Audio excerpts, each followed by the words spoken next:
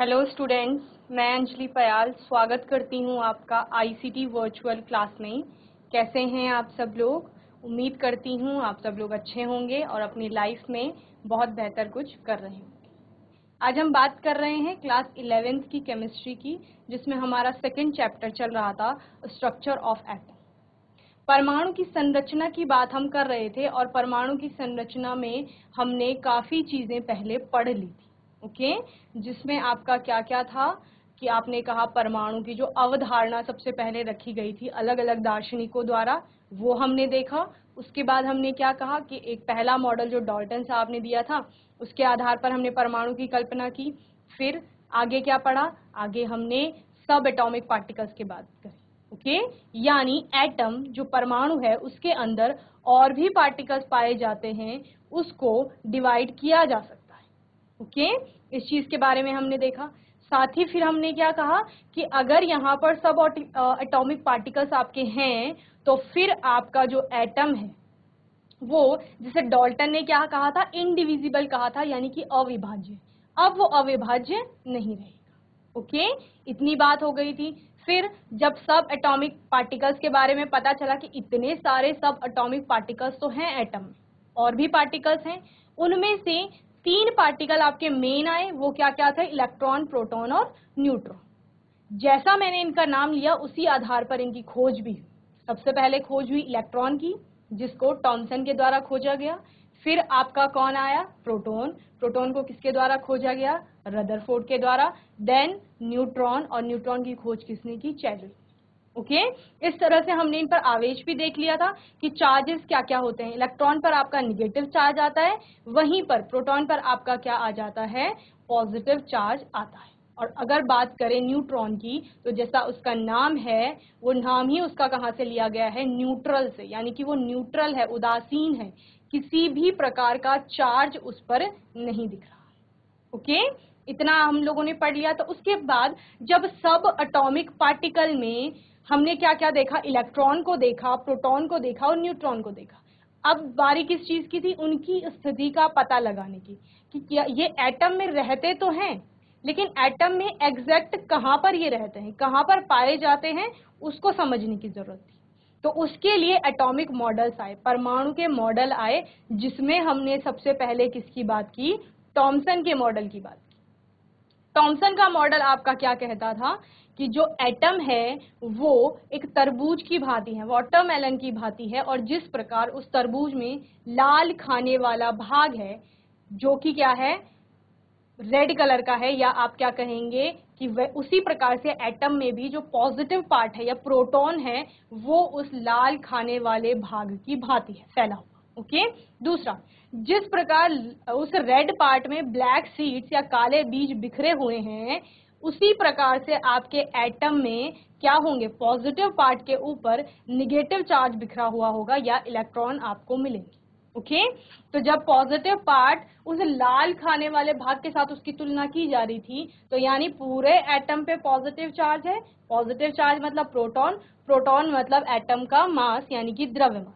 तो यानी क्या हो गया? ओवरऑल आपके जो पूरा एटम है, परमाणु है, उस पर पॉजिटिव चार्ज यानी प्रोटॉन बिखरा हुआ है। ओके, देन थॉमसन ने कहा कि यहाँ पर क्या हो जाता है? न्यूट्रल, उदासीन हो जाता है आपका एटम। किस वजह से? वहां पर पॉजिटिव और निगेटिव जो क्या है चार्जेस हैं, वो एक दूसरे को बैलेंस आउट करते। ओके, इतनी चीजें समझ में आई थी। थॉमसन का मॉडल हमें समझ आ गया था। फिर हम उसको आगे लेके चले। ओके, उसी को पढ़ते रहे। फिर रदरफोर्ड आए। उन्होंने क्या कहा कि इस जो उन्होंने सोचा है, मॉडल दिया है, मैं उसके लिए एक्सपेरिमेंट करता हूँ। तो उन्होंने ले ली एक सोने की पन्नी, एक ले ली क्या? रेडियो एक्टिव सोर्स ले लिया, कि इससे मैं अल्फा पार्टिकल्स छोड़ूंगा हैवी, जो सोने की पन्नी से क्या होंगे? पार जाएंगे। और किस तरह से पार जाएंगे? जिस तरह से थॉमसन जी ने बताया है उसी तरह से। ओके, थॉमसन जी ने कहा था कि इसमें पूरा पॉजिटिव चार्ज है, अल्फा पार्टिकल भी आपका पॉजिटिव चार्ज हो गया, पॉजिटिव पॉजिटिव से टकराएगा तो थोड़ा सा अपने रास्ते से डिफ्लेक्ट होगा, बाकी क्या करेगा? पार तो कर ही जाएगा पन्नी। ओके, इतना उन्होंने सोचा।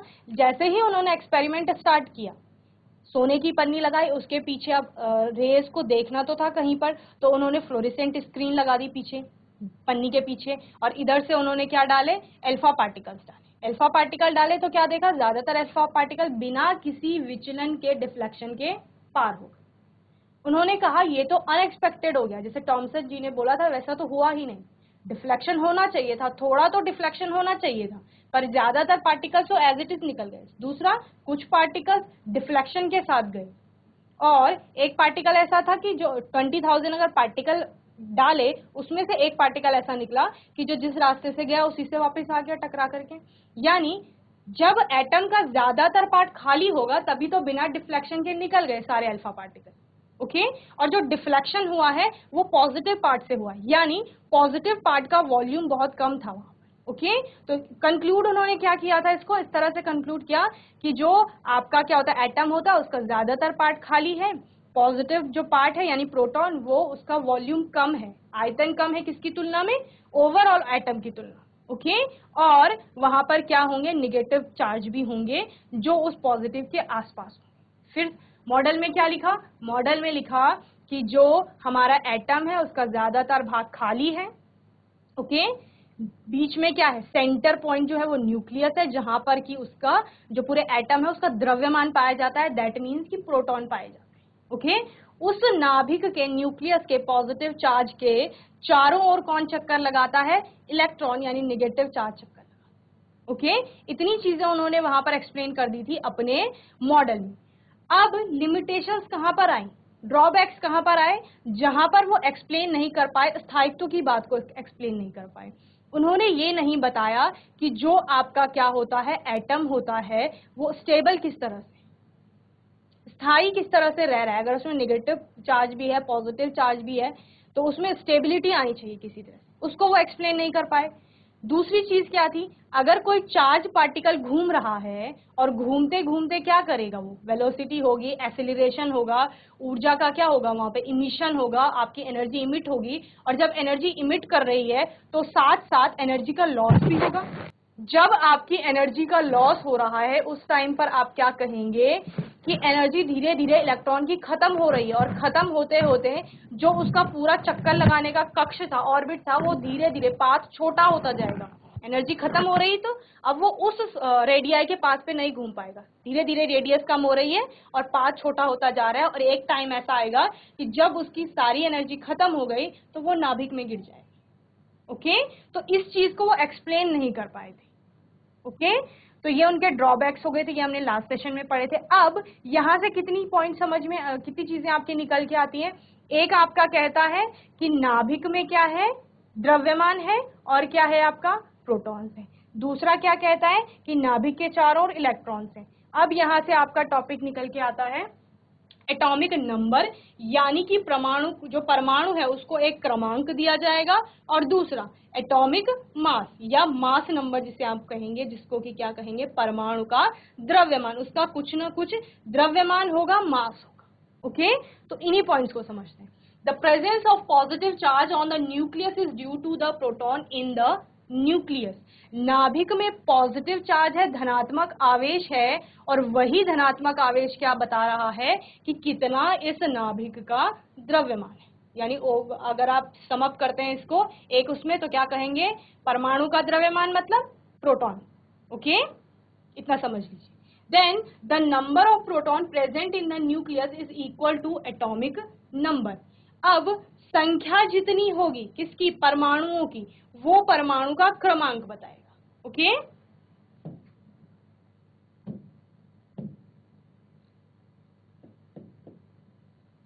Atomic number is equal to, atomic number किसके बराबर है, नंबर ऑफ प्रोटॉन्स,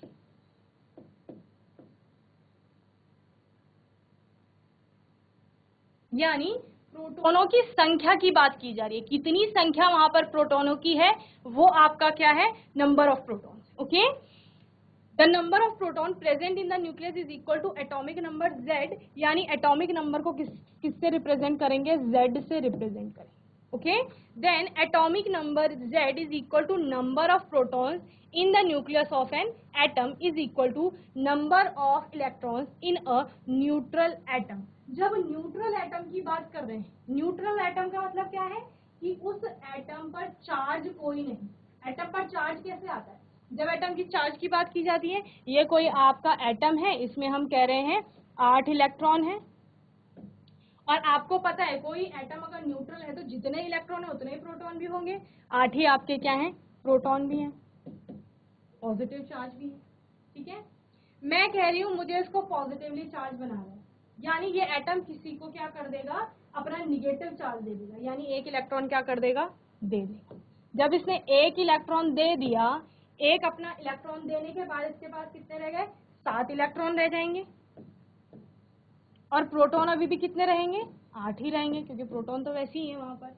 अब क्या होगा, इन 7 इलेक्ट्रॉनों को बैलेंस करने के लिए 7 प्रोटॉन जाएंगे और एक प्रोटॉन एक्स्ट्रा रहेगा। ठीक है, एक पॉजिटिव एक्स्ट्रा रहेगा, दैट मीन्स कि आपके एटम पर कौन सा चार्ज आ गया, पॉजिटिव चार्ज, एक पॉजिटिव। तो ये पॉजिटिव चार्ज में कन्वर्ट हो गया। तो यहाँ पर क्या हुआ, आपके इलेक्ट्रॉन और प्रोटॉन की संख्या बराबर नहीं थी, इस वजह से इस पर क्या आया, पॉजिटिव चार्ज आया।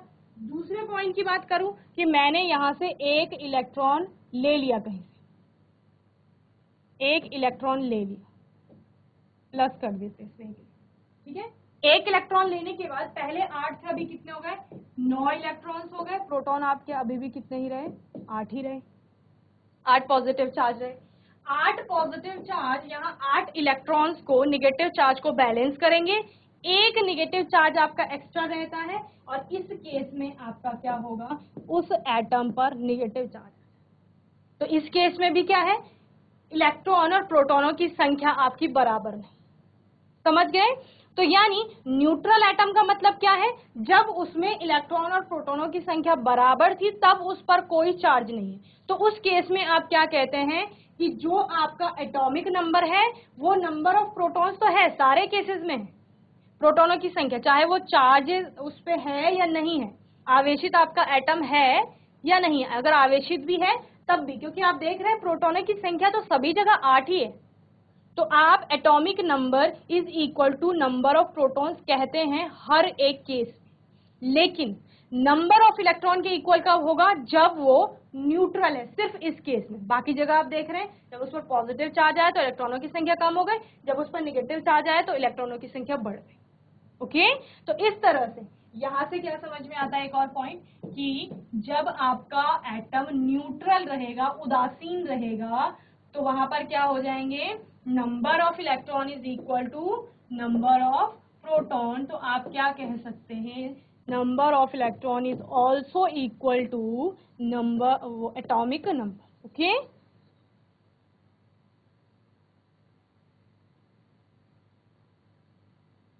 इतना समझ में आ गया। देन क्या कहते हैं आगे, while the positive charge of the nucleus is due to protons, the mass of the nucleus due to protons and neutrons। ठीक है, अब मास किसकी वजह से है, जो न्यूक्लियस में चीजें हैं, न्यूक्लियस में क्या है, न्यूक्लियॉन्स है,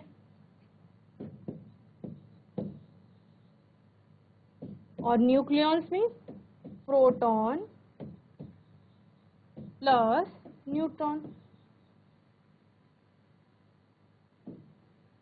ओके, तो आप क्या कह सकते हैं, मास नंबर और एटॉमिक मास या परमाणु द्रव्यमान बराबर क्या होता है, प्रोटॉनों की संख्या धन न्यूट्रॉनों की संख्या। Okay, mass number A is equal to number of proton plus number of neutron. Okay, तो इतना आपको समझ में आ गया होगा। अगर अभी आपके पास कोई क्वेश्चन आता है जहां पर आपको नंबर ऑफ इलेक्ट्रॉन्स बताए गए हैं, तो आप वहां से क्या बता सकते हैं, न्यूट्रल अगर एटम है तो नंबर ऑफ प्रोटॉन्स भी बता सकते हैं कि इतने नंबर ऑफ प्रोटॉन्स यहाँ पर हैं। इलेक्ट्रॉन और प्रोटॉन दोनों पता है आपको, तो एटॉमिक नंबर भी वही होगा, सेम। ओके, तो ये निकाले जाएंगे। अगर आपके पास क्या दिया है, प्रोटॉन और न्यूट्रॉन की संख्या दी गई है, और वहां से आपको क्या करना है, परमाणु का भार निकालना है, एटॉमिक मास निकालना है, तो आप ये फॉर्मूला लगाएंगे और एटॉमिक मास कैलकुलेट कर लेंगे। ओके, वहीं पर अगर आपको पास एटॉमिक मास दिया गया है और प्रोटॉनों की संख्या दी गई है, तो न्यूट्रॉन की संख्या निकाल लेंगे। अगर मास नंबर और न्यूट्रॉन्स की नंबर बताए गए हैं आपको, तो आप प्रोटॉन की संख्या बता देंगे। ओके, तो इस तरह से आप इसको कर ले जाएंगे। एटॉमिक नंबर यानी परमाणु क्रमांक, मास नंबर जिसको आप कह रहे हो उसको आप परमाणु भार कह सकते हैं, परमाणु द्रव्यमान कह सकते हैं। ओके,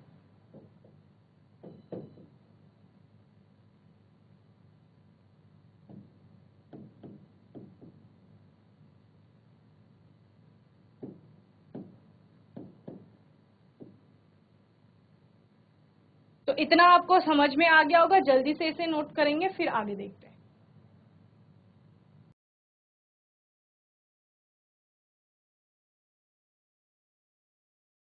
चलिए एक क्वेश्चन करते हैं।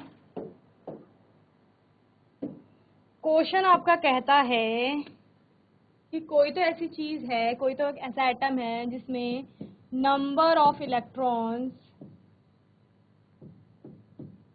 हैं आपके 18 इलेक्ट्रॉन्स है आपके पास। उसी एटम में आपके number of protons is equal to 16 and number of neutrons is equal to also 16. Okay, क्या कह रहे हैं कि इलेक्ट्रॉन की संख्या आपकी 18 है, प्रोटॉन भी आपके 16 है और न्यूट्रॉन भी कितने हैं? 16 है। इतना समझ गए? अब आपने जैसे फॉर्मूले देखे थे, आपने क्या कहा? Atomic number is equal to क्या होगा? Number of proton. तो अगर एटॉमिक नंबर am लिख दूं मैं, एटॉमिक नंबर am जो कि आपका क्या है? z is equal to number of proton, number of protons यानी 16 z की वैल्यू हो गई, एटॉमिक नंबर 60। दूसरा मास नंबर अगर हमें कैलकुलेट करना है, क्या करना है? मास नंबर लिखूं मैं या ये आपका एटॉमिक नंबर था an, और am की बात करूं, एटॉमिक मास a की बात करूं, a से रिप्रेजेंट कर रहे थे number of proton plus number of electron. Proton plus electron लिख लूं मैं, न्यूट्रॉन लिख लूं, ये नंबर्स हैं, number of proton plus number of electron neutrons. Okay, क्या कहा? Atomic mass is equal to A is equal to number of proton plus number of neutron. तो number of proton 16 and number of neutron is also 16, तो ये कितना हो गया आपका? 32। तो इस एटम का आपको क्या बताना है? सिंबल बताना है। संकेत क्या होगा आपका? जिसका परमाणु क्रमांक 16 है और आपका क्या है? परमाणु भार जो है उसका द्रव्यमान वो कितना है? 32 है। तो वो क्या होता है आपका? सल्फर होता है। सल्फर 16, सल्फर 32, और ये 32 क्या है आपका? परमाणु द्रव्यमान है। और चूंकि इलेक्ट्रॉन की संख्या कितनी है? 18 है। 18 इलेक्ट्रॉन को आपका बैलेंस कौन कर रहे हैं? 16 प्रोटॉन कर रहे हैं। और बैलेंस करने के बाद 16 इलेक्ट्रॉन तो बैलेंस हो रहे हैं आपके। कितने इलेक्ट्रॉन बच रहे हैं? 2 electron, that means 2 negative charge बच रहे हैं। तो वो निगेटिव चार्ज कहां पर दिखाएंगे आप?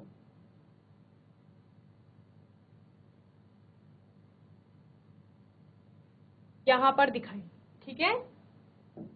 माइनस माइनस, इस तरह से आपका सिंबल। ओके, जल्दी से इसे नोट करिए।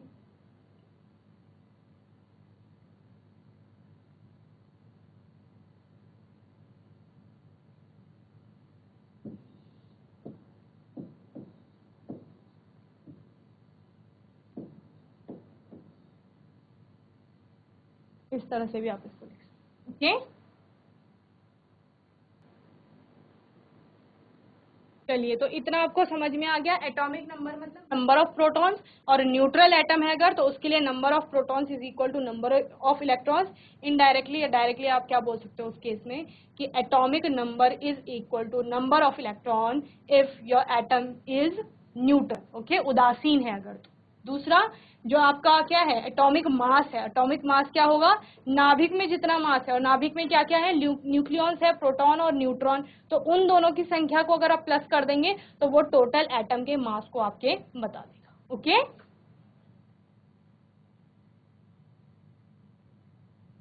अब बात आती है आइसोबार्स की। आइसोबार्स क्या होते हैं? आपका ऐसा एटम, क्या चीजें निकल के आई थी यहाँ से? परमाणु क्रमांक और परमाणु का द्रव्यमान। ठीक है, परमाणु क्रमांक जो भी आपका होगा उसको आप यहाँ लिखते हैं, नीचे लिखते हैं। ओके, ये आपका सिंबल होता है, किसी भी एलिमेंट के लिए आप यूज कर रहे हैं, और परमाणु द्रव्यमान आप ऐसे ऊपर लिखते हैं। समझिए, कभी किसी एटम को या एलिमेंट को लिखना हुआ, उसके परमाणु द्रव्यमान के साथ और किसके साथ, आपके परमाणु क्रमांक के साथ, तो ऐसे लिखा जाता है। क्रमांक नीचे आता है। अगर आप आवर्त सारणी की बात करें, पीरियोडिक टेबल, तो उसमें भी एलिमेंट्स को इसी तरह से लिखा। ओके, ए एक्स जेड या जेड एक्स ए आप बोलेंगे इसे, जहां पर एक्स आपका क्या हो गया, सिंबल हो गया उस पर्टिकुलर एलिमेंट के लिए, और ए आपका क्या हो गया, उसका द्रव्यमान हो गया, और जेड आपका क्या हो गया, उसका क्रमांक हो गया। ओके, यानी ये प्रोटॉनों की संख्या और ये प्रोटॉन धन न्यूट्रॉन। क्लियर है? ब्रैकेट में लिख लेती हूँ P प्लस N और ये आपका P। ओके, तो ये क्लियर हो गया। अब क्या ऐसा हो सकता है कि हम दो एटम को कंपेयर कर रहे हैं, एक हमारे पास, इसको x1 मान लीजिए, एक x2 मान लीजिए, और वहां पर a की संख्या बराबर हो, z अलग अलग हो, या फिर z की संख्या बराबर हो और a अलग अलग हो, तो ऐसा हो सकता है। क्या कह रहे हैं कि दो एटम को कंपेयर कर रहे हैं, दो एटम को कंपेयर किया, ये हमारा दो एटम, ठीक है, ये x1 है, ये x2 है, और मैं क्या कह रही हूं, इस x1 और x2 के लिए क्या हो रहा है, x1 का जो एटॉमिक मास है वही x2 का भी एटॉमिक मास है, लेकिन z दोनों के लिए डिफरेंट है। पहला केस क्या कहता है, a है दोनों का एटॉमिक मास, और जो उनका क्या है, एटॉमिक नंबर है, वो क्या है, z1 z2 अलग अलग। वहीं पर दूसरा केस क्या कहता है कि एटॉमिक मास x1 के लिए a1 है और x2 के लिए a2 है, मतलब एटॉमिक मास बदलिए, लेकिन जो क्या है, परमाणु क्रमांक है, यानी z की वैल्यू है, वो दोनों के लिए z ही है, फिक्स है, मतलब जितनी भी होगी। ऐसे दो केसेस आएंगे, तो उन दो केसेस को आप क्या नाम देंगे, तो उनमें आता है आपका सबसे पहले आइसोबार्स। आइसोबार आपके क्या कहते हैं, isobar are the atoms with same mass number. Same mass number कौन सा था, ये पहला केस था, तो ये किसका केस हो गया, आइसोबार का केस हो गया। ओके, ये आइसोबार का केस हो गया आपका। और जो ये अभी आप इसको आगे पढ़ेंगे कि आइसोबार की, पहले आइसोबार को समझ लीजिए। Isobar are the atoms with same mass number but different atomic number. क्या होता है इसमें कि मास नंबर तो सेम होगा, यानी जो आपका क्या है, परमाणु द्रव्यमान,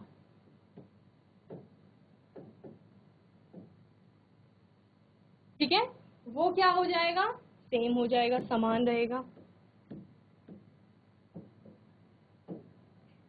लेकिन जो परमाणु का क्या है, आपका क्रमांक है,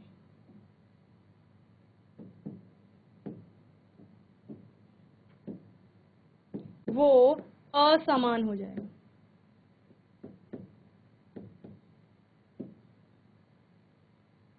ओके, आइसोबार्स के, जल्दी से इसे नोट करिए। क्या समझ में आया कि एटम आपके अलग अलग हैं, लेकिन उसके लिए परमाणु द्रव्यमान, परमाणु का द्रव्यमान जो है, न्यूक्लियस का जो मास है, वहां पर नाभिक में क्या क्या है, प्रोटॉन न्यूट्रॉन, उनका जो मास है वो क्या है, दोनों केस में समान बना हुआ है, लेकिन क्या चेंज हो गए, नंबर और जो आपका प्रोटॉन की संख्या है वो चेंज हो गई, दोनों में क्रमांक चेंज हो गया। ओके, जल्दी से इसे नोट करिए।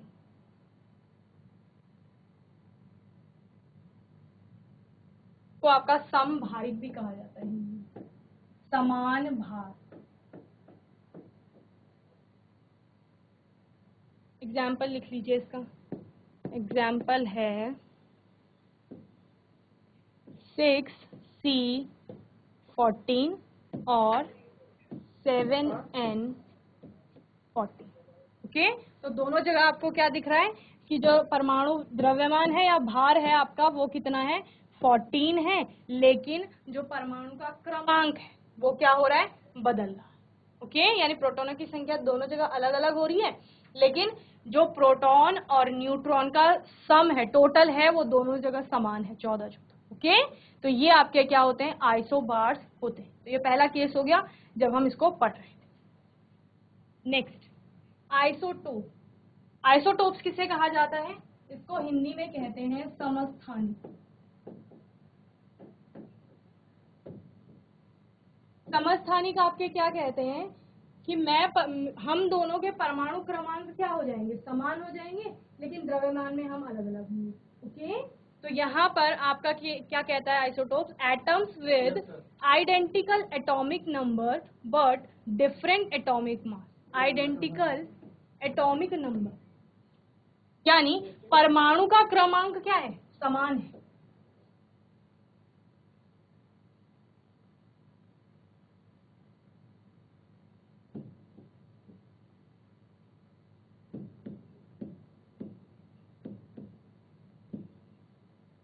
ओके, लेकिन परमाणु का क्या है, जो द्रव्यमान है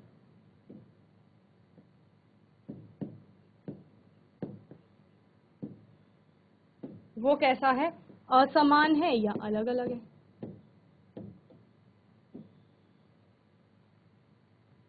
ओके, तो इस केस में याद होगा आपका, जब आप कार्बन का 6C12 की बात करें तो वो कार्बन का एक समस्थानिक था। तो 6C12, 6C13, 6C14 इस तरह से आपके कार्बन एटम आता है, उसके अलग अलग क्या पाए जाते हैं, आइसोटोप्स पाए जाते हैं। तो आइसोटोप क्या हो गया, जो आपका कौन सा केस था, सेकेंड वाला केस था, ये वाला, जहां पर आप क्या बोल रहे थे, A1 A2 X2, जो दो आपने क्या लिए थे, एटम लिए थे X1 X2, उनका क्या हुआ था, मास अलग अलग हो गया था। X1 के लिए हमने A1 बोला और X2 के लिए हमने क्या बोला, A2 बोला, लेकिन परमाणु क्रमांक जो है दोनों का वो Z है।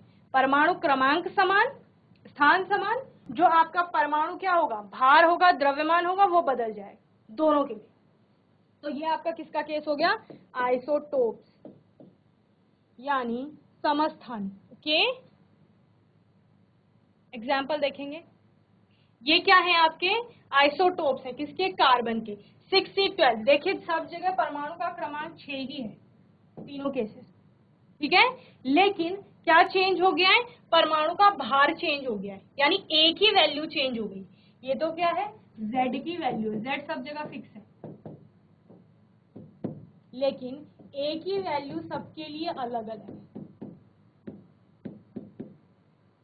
ओके, तो ये क्या है, आपके आइसोटोप्स हैं, किसके, कार्बन के। एक में कार्बन का जो मास है वो 12 है, दूसरे में कितना है, 13 है, और तीसरे में कितना है, 14 यानी 14 है। ओके, ये आपके हाइड्रोजन के क्या हैं, आइसोटोप्स हैं, जहां पर उसका Z की वैल्यू तो सब जगह 1 ही होगी, लेकिन एक ही वैल्यू चेंज हुई।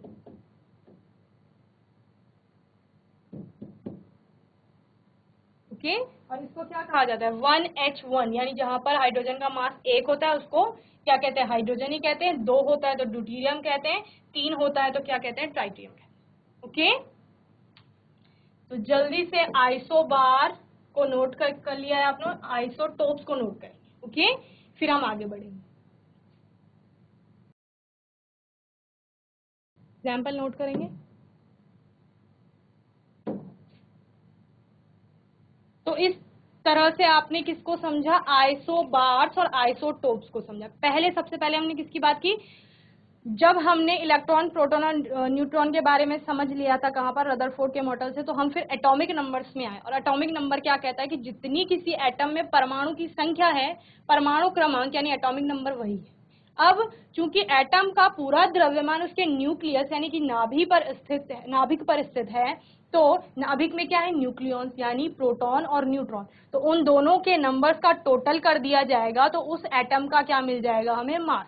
Atomic number is equal to protons की संख्या यानी नंबर ऑफ प्रोटॉन्स। और अगर आपका एटम क्या है, न्यूट्रल है, उस पर किसी भी प्रकार का आवेश नहीं है, तो वहां पर number of proton is equal to number of electrons, और इनडायरेक्टली आप बोलेंगे कि atomic number is equal to number of electrons. Okay, और फिर आप क्या कहेंगे, मास नंबर क्या होता है, mass number is equal to number of proton plus number of neutron. Okay, वहीं से आपने क्या बोला, प्रोटॉन और इलेक्ट्रॉन की जो न्यूट्रॉन्स का नंबर चेंज हो रहा है उसके आधार पर क्या निकालेंगे, आइसोबार और आइसोटोप्स निकालेंगे। जब भी आप क्या बोलते हैं कि आपका जो परमाणु द्रव्यमान है वो सेम है, परमाणु क्रमांक बदल रहा है, तो वो आइसोबार्स होंगे यानी समभारिक।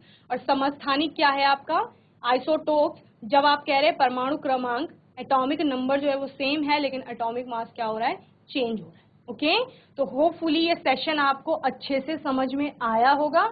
कोई डाउट होगा, क्वेश्चन होगा तो आने वाले सेशंस में आप लोग पूछ लेंगे। और तब तक के लिए आईसीटी वर्चुअल क्लास में जुड़ने के लिए धन्यवाद।